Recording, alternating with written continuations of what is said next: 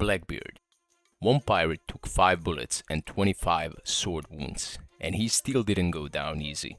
His name was Blackbeard, and he might be the most badass pirate who ever lived.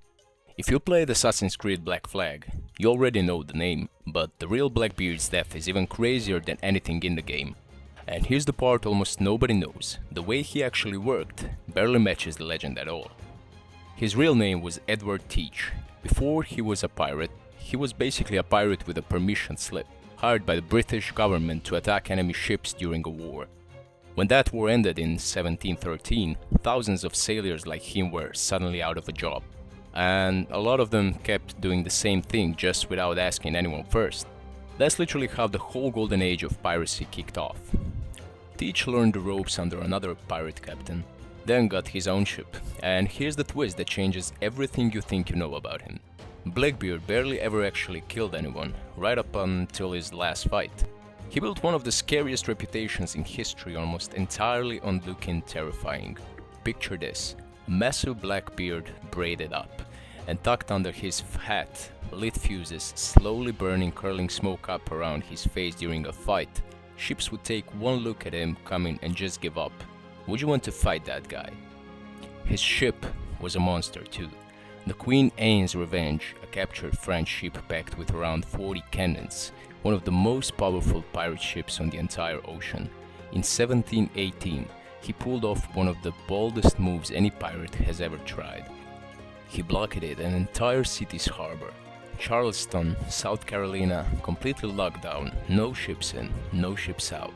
He grabbed hostages, including a city official's own son, and demanded a chest of medicine as the ransom. And he actually got it, then let everyone go unharmed. A pirate held an entire city hostage and it worked perfectly. Right after that, Blackbeard took a royal pardon being offered to pirates willing to quit. He settled down quietly in North Carolina, retired, or so everyone thought. Here's the part that still blows people's minds: he probably wasn't retired at all. Evidence suggests he kept pirating in secret, and that North Carolina's own governor may have been covering him for exchange for a cut of the loot. On the outside, Blackbeard looked completely reformed. Virginia's governor wasn't buying any of it. He saw Blackbeard as a threat waiting to happen, and since North Carolina's government couldn't be trusted to deal with, he sent his own guy to finish the job. Lieutenant Robert Maynard. 2 small ships, 1 mission: track Blackbeard down. November 22nd, 1718. Maynard found him anchored near Ocracoke Inlet. The fight kicked off with cannon fire, and it went badly for Maynard right away. One of his ships got wrecked before the real fight even started, but Maynard had a trick up his sleeve. As his last ship took hits and closed in, he hit almost his entire crew below deck, out of sight, making the ship look nearly empty. An easy target, a trap. Blackbeard bought it completely. He led the charge to board what looked like a defenseless ship. Then Maynard's hidden crew exploded up from below deck, and the whole thing turned into brutal close-up chaos on the deck. Blackbeard and Maynard reportedly went at each other directly, swords and pistols, face to face. And here's the number that still makes people's jaws drop. Blackbeard didn't fall from one hit. He took roughly 5 gunshots and 25 sword wounds, and he kept fighting through all of it before he finally dropped. After the battle, his head was cut off and his body thrown into sea. They hung his severed head from the front of the ship as a proof the most feared pirate alive was actually dead, then sailed it home like a trophy. Here's the twist that wrecks the whole legend. All that famous buried treasure everyone talks about, never found. Not on his ship, not anywhere connected to him. Most historians think his treasure story is basically fanfiction that grew after he died.